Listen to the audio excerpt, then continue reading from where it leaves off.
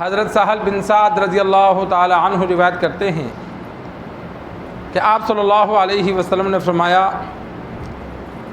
جو مجھے ضمانت دے اس چیز کی جو دو جبڑوں کے درمیان ہے اور اس کی جو دو ٹانگوں کے درمیان ہے، تو میں اسے جنت کی ضمانت دیتا ہوں۔ سرکار دو عالم صلی اللہ علیہ وسلم نے امت کے سامنے ایک آفر رکھی کہ دو چیزوں کو کنٹرول کر لو، دو جبڑوں کے درمیان زبان، کہ جو زبان کے گناہ ہیں، جھوٹ بولنا، کل اس پر ذکر ہوا، غیبت کرنا،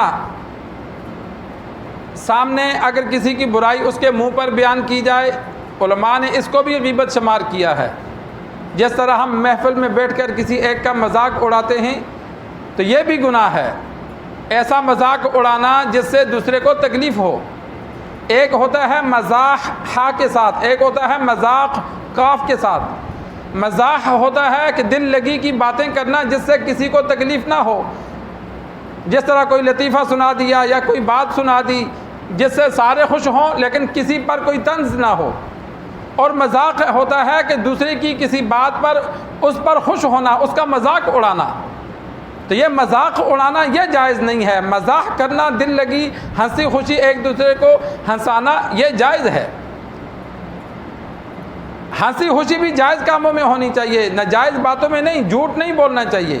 سرکار دو عالم صلی اللہ علیہ وسلم مزاح جب فرماتے تو وہ بھی سچی بات پر فرماتے تھے، جھوٹ پر نہیں فرماتے تھے۔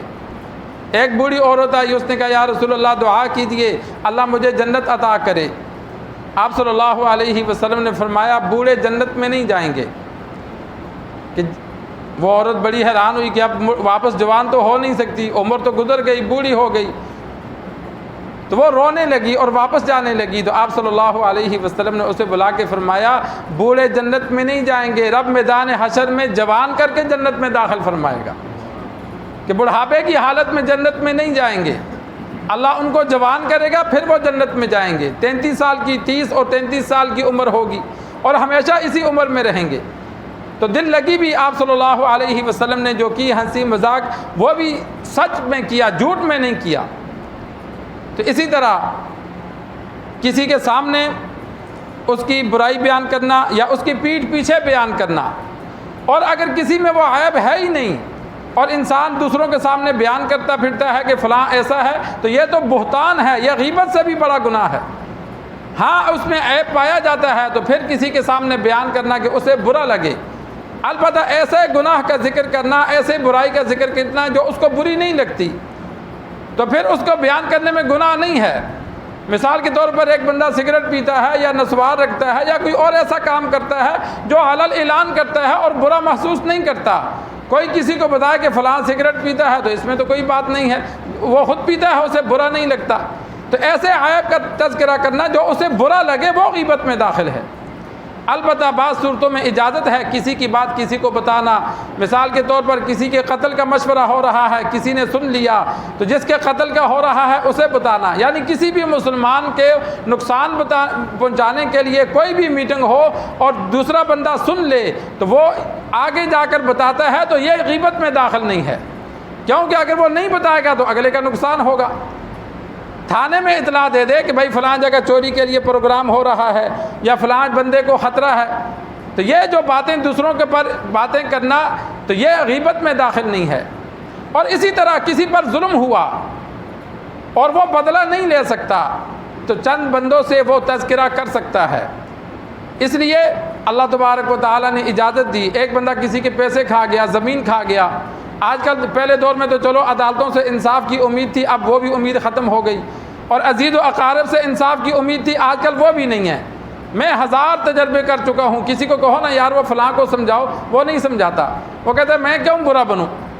بھائی تو نے برا تھوڑی بننا ہے، اس کو غلط کام سے روک۔ وہ غلط کام سے روکنے کے لیے بھی کوئی تیار نہیں ہوتا۔ آج کل تو یہ حال ہو گیا، تو کسی کو حق لے کے دینا یہ تو بہت دور کی بات ہے۔ تو اب اگر کسی کا حق مارا گیا یا کسی پر کوئی ظلم ہوا تو اگر وہ بیچارہ کسی کو بتائے بھی نہ تو دل میں غم کی وجہ سے جسم میں بیماریاں پیدا ہونے کا خطرہ ہے۔ اس وجہ سے اللہ تبارک و تعالی نے رونے کی، دوسروں کے سامنے تذکرہ کرنے کی اجازت دی۔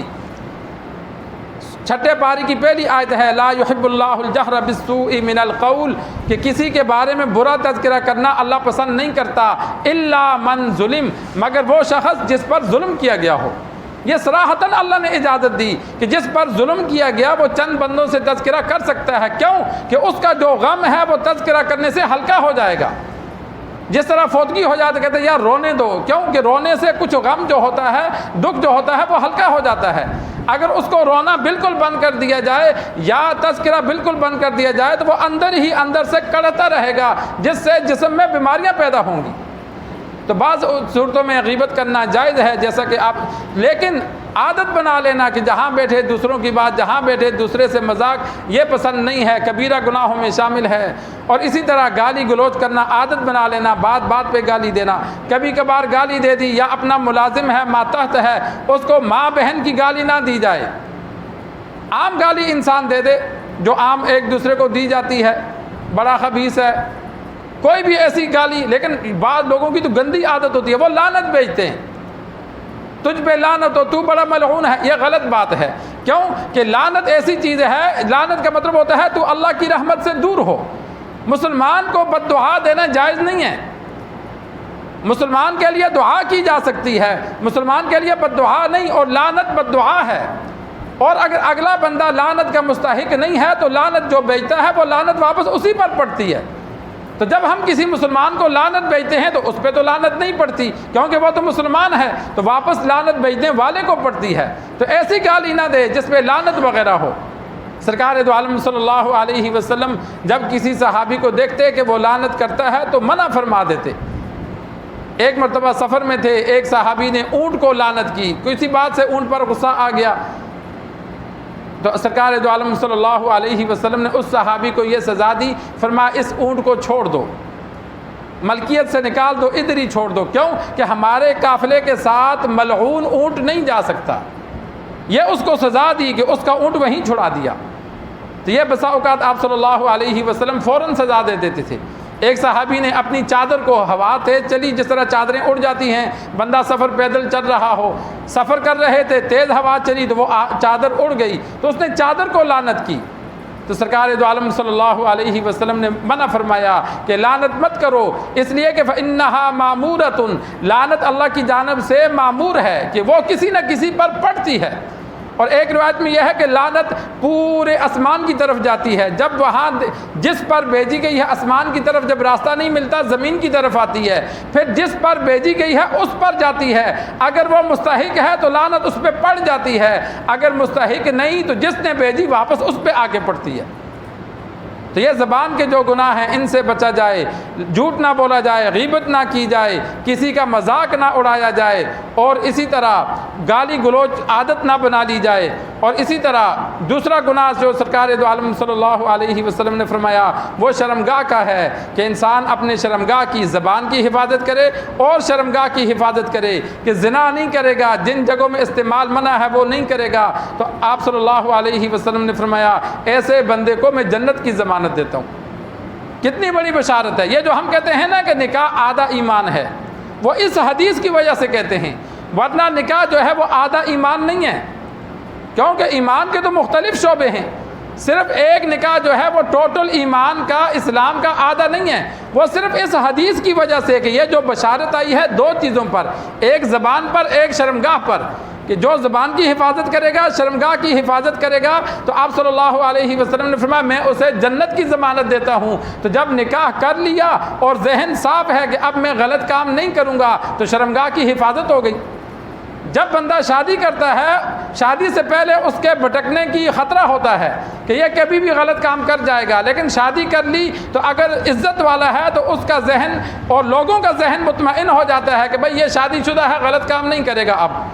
تو شادی کرنے سے، نکاح کرنے سے شرمگاہ کی حفاظت ہو جاتی ہے اگر وہ بندہ گناہ سے بچنے والا ہو تو۔ اب یہ ایک چیز کی حفاظت ہو گئی، ایک زبان رہ گئی، اسی وجہ سے کہتے ہیں کہ نکاح آدھا ایمان ہے، کہ ایک چیز کی حفاظت ہو گئی، ایک رہ گئی، اب زبان کو کنٹرول کرو۔